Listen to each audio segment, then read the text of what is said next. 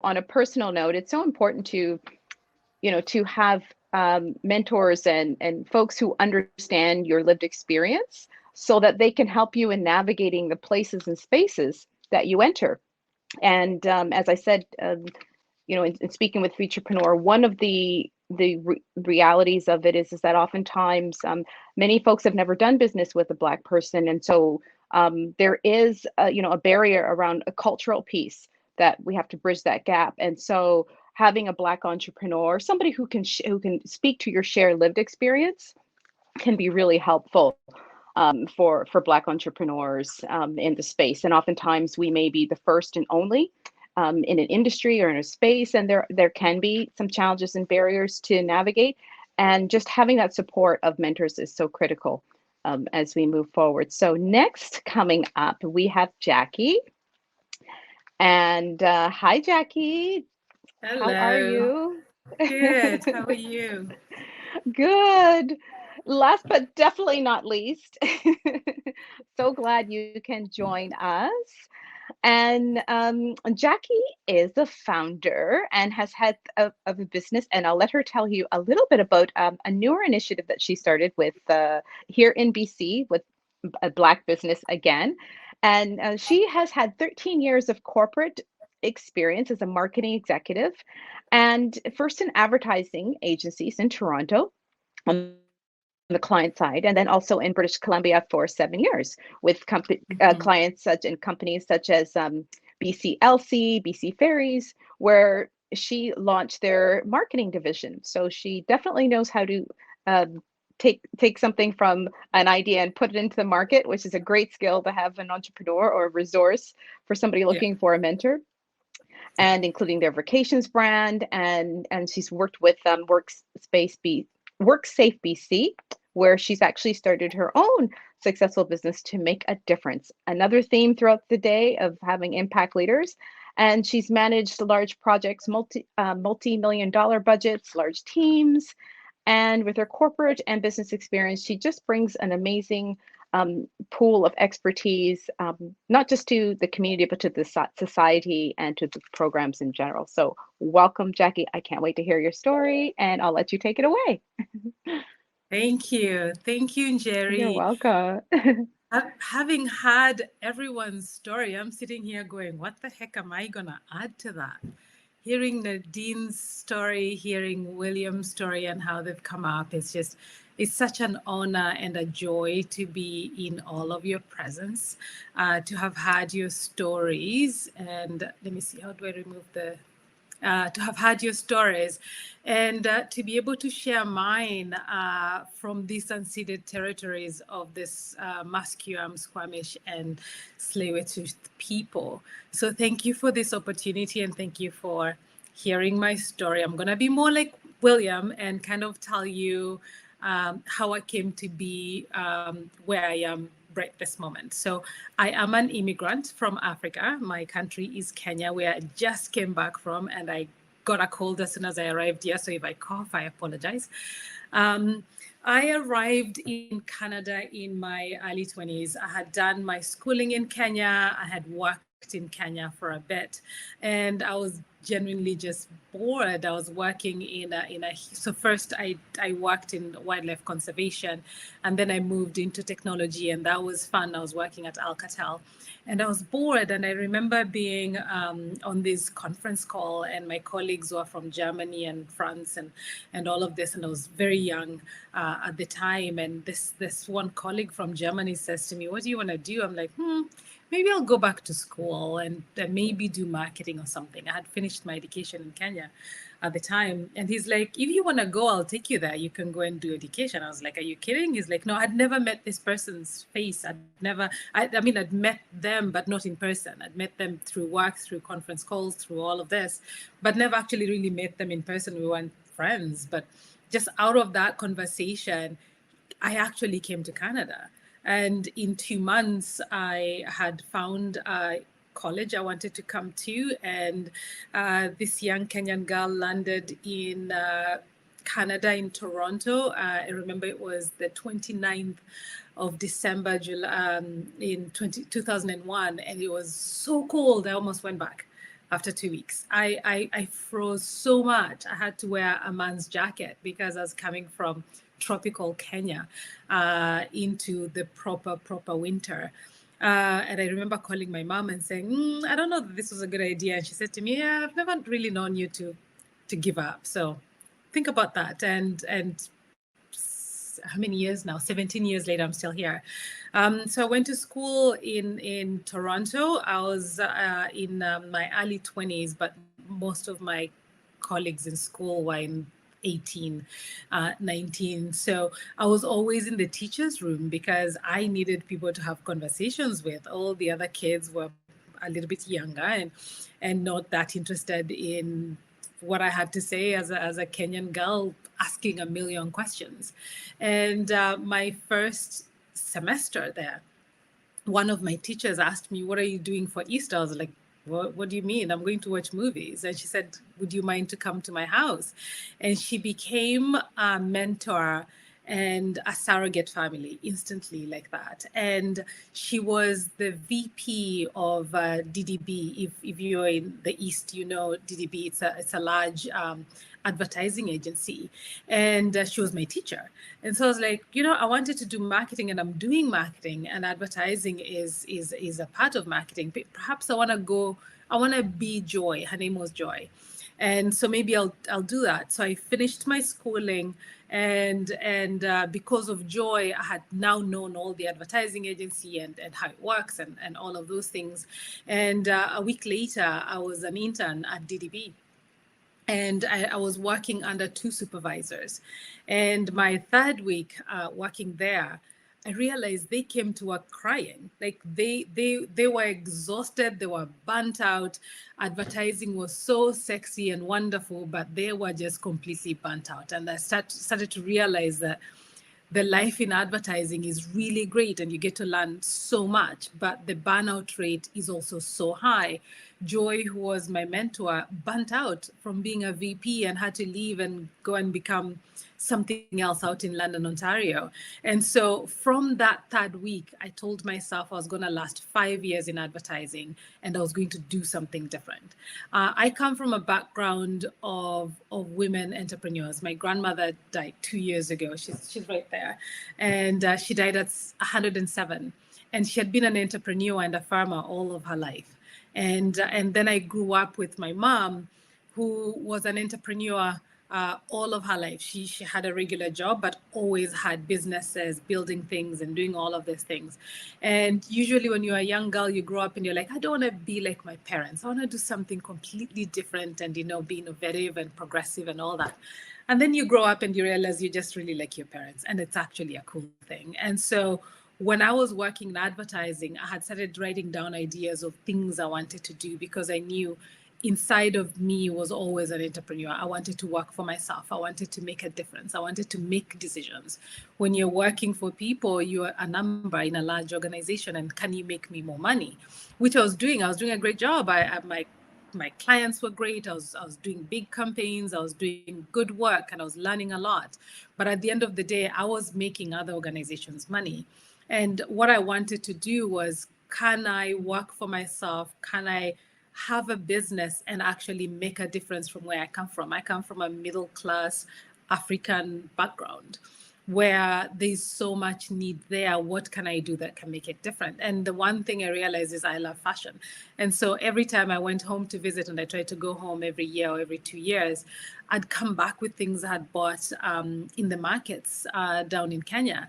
And I'd pair them up with my power suits and my high heels and all of that stuff. And people always asked me, oh, hey, where did you get that? Where did you get that bag or that earring or anything that I had?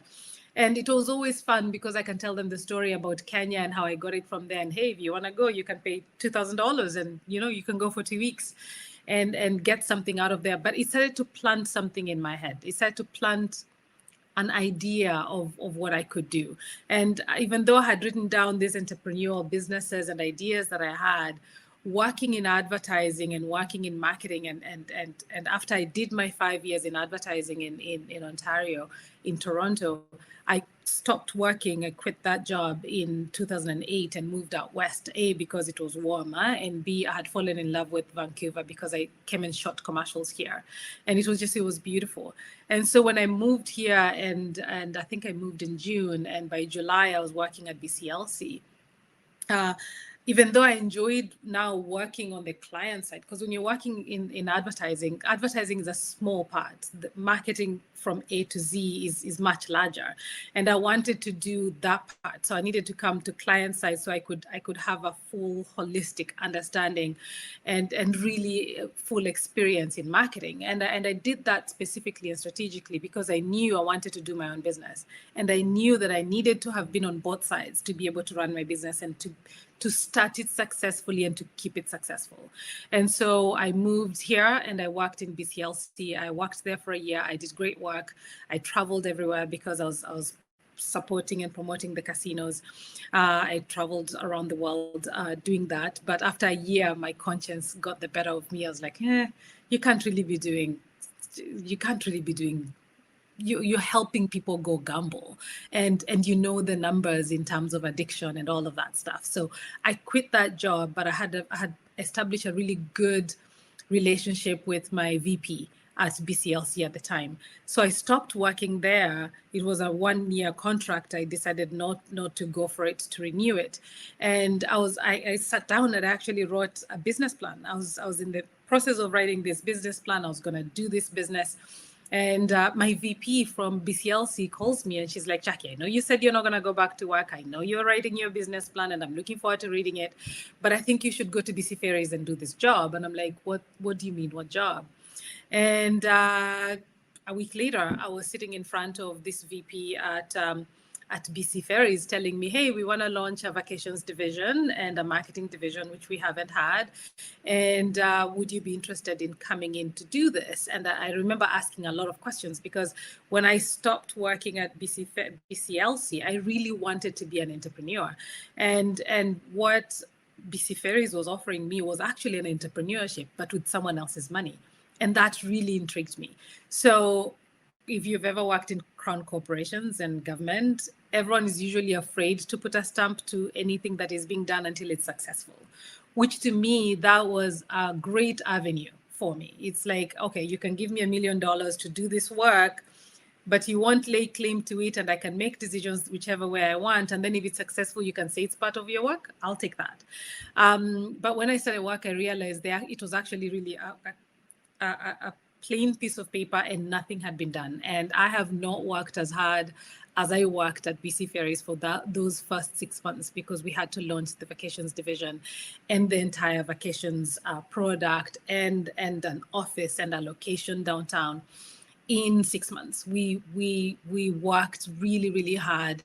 But by the time we launched it, it was an instantly successful launch right from the start. From the very first year, we had done about 1.6 million in sales just from the first year of launching, and that's like in 6 months. So we had done a really good job, and I was very proud of what we had done there, and I was very proud of having been given a budget to basically do whatever I wanted and formulate this thing. And now everyone who travels within BC, if you ever take a vacations a package or any of that, I did that work right from scratch.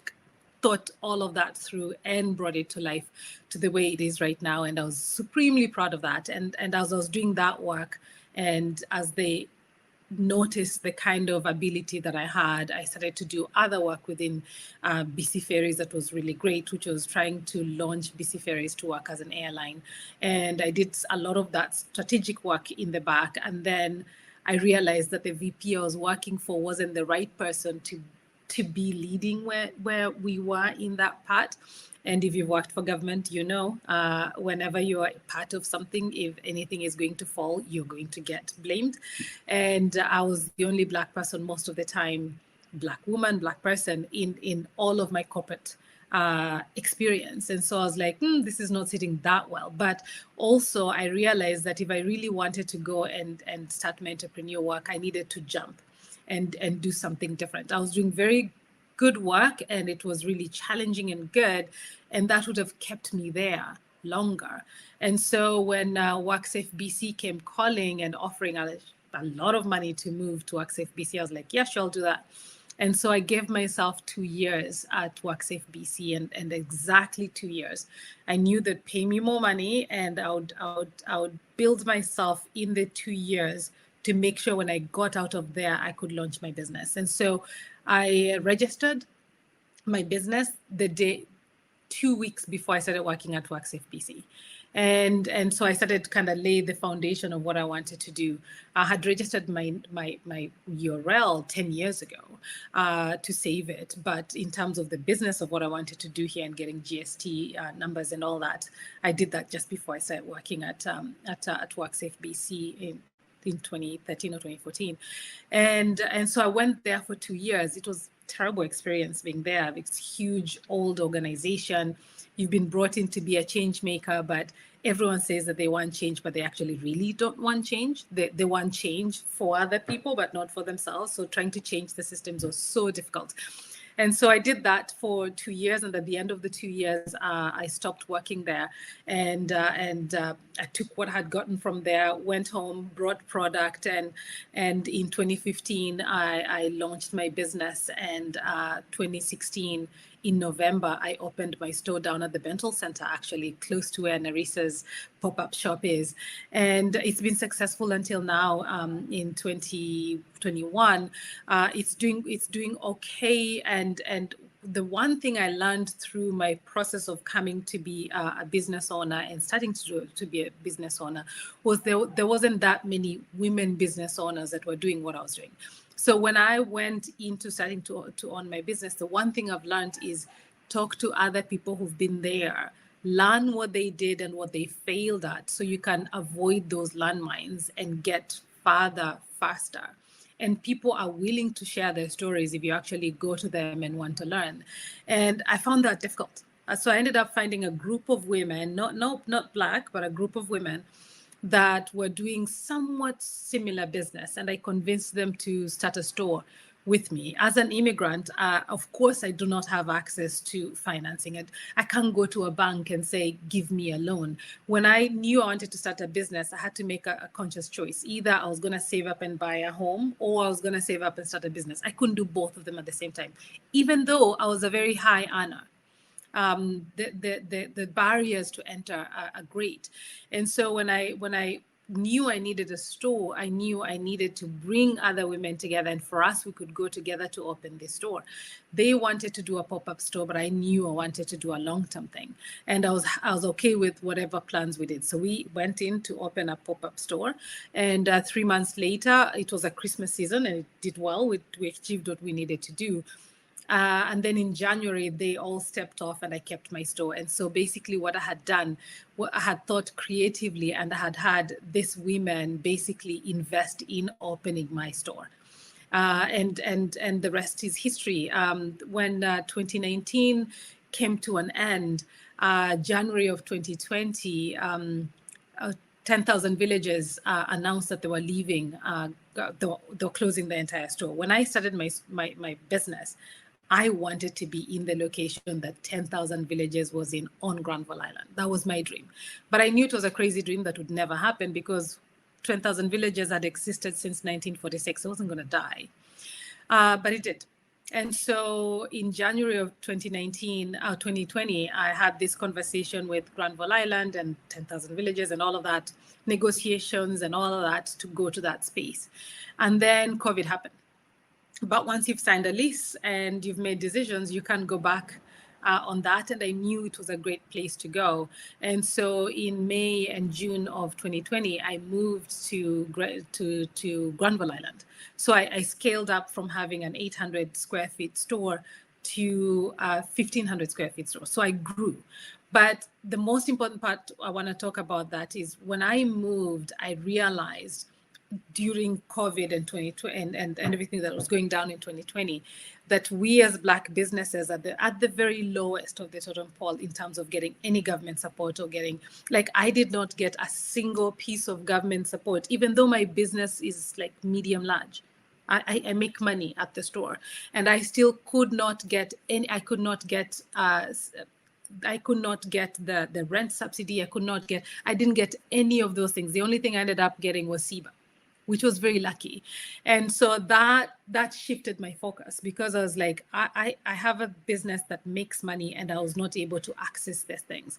What's happening to other Black businesses that are here? And how are decisions being made within government when before those programs come out? There are people who are making decisions and there's no Black people right there on those tables. And so how can I get we, the Black people, on those tables before the program decisions have been made? And that came to BEBC, and that's how I launched it. When at that point the government had announced the BEP program, and as I was putting everything together, a friend of mine, Jesse Martin, you might know him from the movies and stuff, we came together to open this organization specifically for advocacy. So the way it started, and the most important part BEBC does is advocacy. I want to be in those tables at the front before the programming decisions are made. Because when the programming decisions are made right now, whether it's grants, whether it's all of these things, the decisions are being made by people who are not the actual impacted people. We, the Black people, we, the Black entrepreneurs here. And so when it's having worked in the corporate world and having worked in the government quasi work, I was able to have connections that has brought me to those tables every day. Today, I was in an economic roundtable with Minister Kalon. I'm doing a lot of things for the Black entrepreneurs to try and get ahead of the decisions being made that impact our businesses. And so that's the main focus of BEBC, but we're doing the rest of the stuff that you can imagine that supports Black entrepreneurs in Western Canada. So we serve BC, Alberta, Manitoba, and Saskatchewan. And so there's a lot of programming that we're doing. You can check BEBC, the website. But really my main focus and our main focus as the CEO of BEBC is really to be in front of those places, both in the provincial sections and city sections and the federal sections. We are working to be in those tables to make decisions before the programming comes out, so that when they put, like, how do you qualify? When they put those qualifications, who's asking those questions? Do those questions address what we would need? Because most of the time, like, there's a lot of grants out there, there's a lot of support out there, but we don't qualify for it because the people who made decisions don't look like us, don't know what our issues are, don't know how to communicate to where we are. And so can I be on those tables for those decisions to be made, so that when those programs come down, Black people can actually apply and actually succeed? The problem isn't so much that we can't apply, but that we can't actually succeed when you apply. You'll get the no's. How can we change those no's to yeses and access the support that is available for all our other brothers and sisters in business, the Asian community, the Indigenous community, and all of that?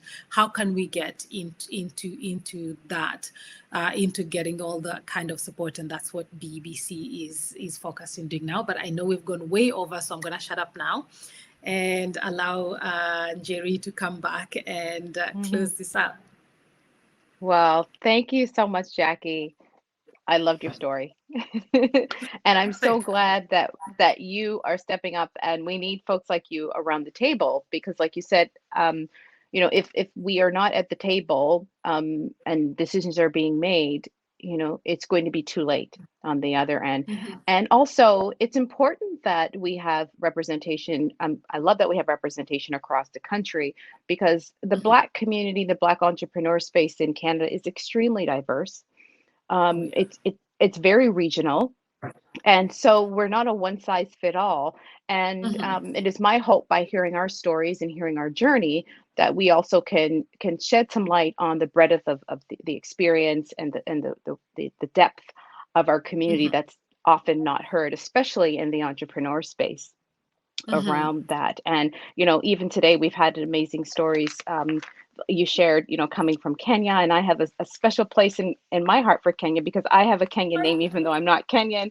And many of my friends give me an honorary Kenyan membership. So I have a few dear friends who are Kenyan. Yes, yes, and who all of my Kenyan friends are very entrepreneurial, which is probably why we're connected, right? So you come by that culturally. I know that for a fact. But I'll just ask you one thing. I'm really glad that you took initiative, and also you took initiative from a place of lived experience. oftentimes we can take initiative from a place of an ideal world, but you are in the trenches and you can speak to the specific needs that you had at that time as a business owner, and could see the vision of the future of where we could go, and also the barriers that were in place that you couldn't overcome, even as somebody who, extremely well adjusted and still in society and doing very well for yourself, but still faced, right? And I too understand there's we are, and I think the world is opening up to that, and having these conversations, people are now hearing, wait a minute, the rules of these organizations or these grants, might have been somewhat narrow and didn't take into consideration the real world of people doing business, and diverse people doing business. So I just want to say thank you for having the courage to step up and take action, because as we're all building businesses, um, it's hard to take another thing on, and you've done that, not just for yourself but for the larger community. So I appreciate that, and I say thank you on behalf of the larger community, because we will all receive the benefits from the work that you're doing. And one thing I just will say, this is the second year we've done this, but from a Canadian perspective, this is quite groundbreaking. Yeah. Mm-hmm. Many of the images we've seen have been, those of our brothers and sisters to the south. So, yeah, we are the groundbreakers. We are on, 20, 30 years from now, this will be something that people say, wow, we're the first in space, taking risks, yeah. and being extremely vulnerable, I might add, right? Just for the sake of wanting the next generation to have an easier time. So I want to acknowledge everyone who's come here today for that. If you just want to take a minute, I know we are over time, but just take a minute just to share maybe the contact details on how what's happening with your organization, and then we'll bring everyone back for a final word, and we can go from there. Excellent. So the BBC, I think someone shared our link in there. Okay. Right now we're doing a lot of advocacy, so all the information is on the website. The most important thing we are concentrating on right now is changing how the granting process is done, because all the grants out there, Black people don't qualify for most of the time. And so we are trying to see if we can get some open grants where we can direct the process from the outside rather than decisions being made from the inside first, because we have different needs than what they expect that we do have, which is actually going to be really helpful. We are working very closely with FACE Coalition and doing the wraparound service in supporting the Black businesses that are applying to those loans, just to make sure that they actually can apply and be successful, because there's certain things that are needed to apply. So that's taking a lot of our time right now. But the biggest issue right now is advocacy, especially for getting funding into the Black organizations like ours, and also just into Black entrepreneurs as well. Yes, and I think Narissa had some insights around workshops and things she's doing that she can continue to share in the community as well. So thank you so much. Yeah. So what we'll do is we'll ask everyone to come back for a quick final hello and goodbye and final word, which was great. I see you. Do we still have all the folks? Is everyone still with us? I think we do. I'm here. All the stories are great. Great. Let's see if we have William, Nadine and William still. Nadine, yes. I'm here. Yes, there she is. Awesome. This was fantastic, guys. I really appreciate. I loved hearing all the stories. Me I really too. thank you for allowing us the opportunity to share the stories. It went over time, but it was worth every second. So worth it. So worth it. Absolutely. And anyone who knows me knows that I'm all about iterations. I don't plan to be, but it's just how I roll. I think it's from teaching for so long. You have to think of putting things in boxes. So I just kind of came up with a few words to summarize all of you guys, and we're CAN startup stories, and starting with C.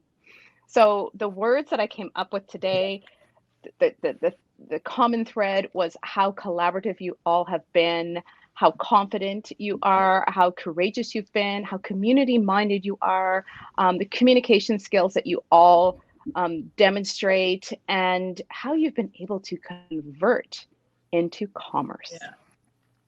Yeah. So I'll leave you with that. For our second year of Can Startup Stories for Black entrepreneurs, and celebrating, and that's another C word. So I guess I'm on track. And it is true for us to celebrate. And we often don't see a lot of examples, but I think this next generation and moving forward, we are, defining who we are and how we show up in the world, creating our own narrative, and doing so in an extremely collaborative way that's benefiting all of us and our communities across the globe. So thank you to everyone. And I think we're going to do a group shot now, are we? We are. So Yeah. Thank you, everyone. This was amazing. And I guess, I don't know if you mentioned this C word because you threw a lot of them out there, but the one I have up here is what we do with Startup Canada. And this reinforces what William was talking about, connecting, building relationships, the power of that. And hopefully tonight you've all had a chance to meet each other. All of our speakers, I think, are connected now.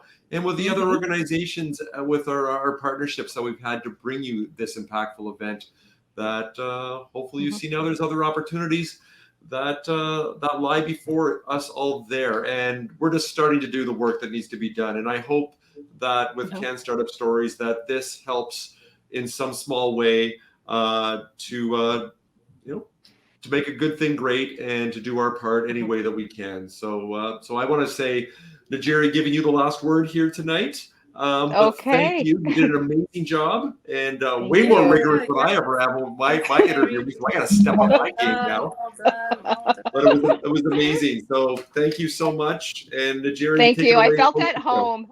I think I felt at home. And, as we are moving into the fall, there's been so much disruption that's taken place in the last, I guess, almost 18 months, since the pandemic.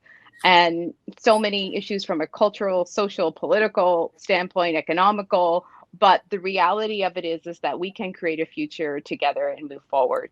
And this is, we're taking the right steps to move forward, and it's going to be a community built moving forward, and it's community that's going to keep us grounded, as you've all shared, and it's going to be community that we can leverage each other's strengths and support each other when we need that support moving forward. And in this digital world, which I'm so excited to be a part of, and we can leverage technology to stay in touch and build ecosystems so that we can move forward in this next generation. And also, the beautiful thing is everyone here has a success story leaving the pandemic. And I think we can choose to look at the pandemic as what it is. But for me, it was a year of being connected to people and my community more than I could have ever imagined. And so let's build back better. And I'll leave it with that.